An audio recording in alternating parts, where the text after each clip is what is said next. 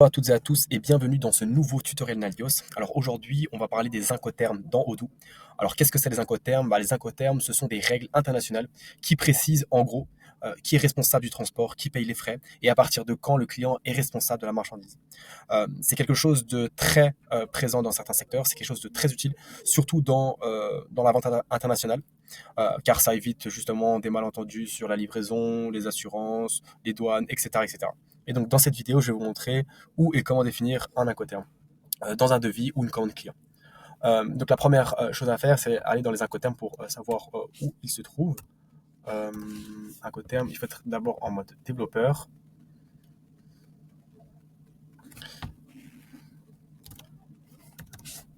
Et donc ici, j'ai tous mes incoterms. Alors pour pouvoir les utiliser, je vais les utiliser dans le cadre d'une vente. Lorsque je vais créer un devis, donc n'importe quel client, j'ajoute un produit. Et au niveau des autres informations, ici, j'ai la possibilité de mettre un incoterm. Et donc ici, j'ai tous mes incoterms. Je décide par exemple de mettre FCA. J'enregistre. Justement, il est aussi possible de générer mon devis, mon proforma. Et justement, je vais retrouver mon code incoterm. Et donc ça, c'est un code incoterm, ici, juste ici, qui s'applique sur toutes les lignes de la commande. Mais si je souhaite avoir un code incoterm par produit, ce que je vais faire, c'est que je vais aller dans les produits.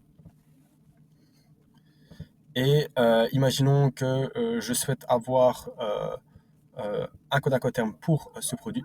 Donc ce que je vais faire, c'est que je vais aller dans les descriptions du devis. Et par exemple, voilà, je vais dupliquer ma page.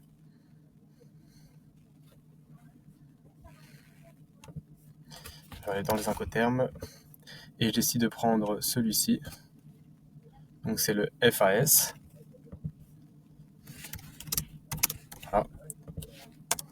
Voilà. J'enregistre. Et donc pour mon produit, ça va être ça. Lorsque je vais faire un nouveau devis, je prends ce client-là. Je prends mon produit. Et là, je peux voir qu'il y a l'incoterm. Si je décide d'être plus précis et de mettre l'incoterm, il suffit d'aller directement sur le produit et de mettre incoterm. Voilà. J'enregistre, je reviens sur mon devis.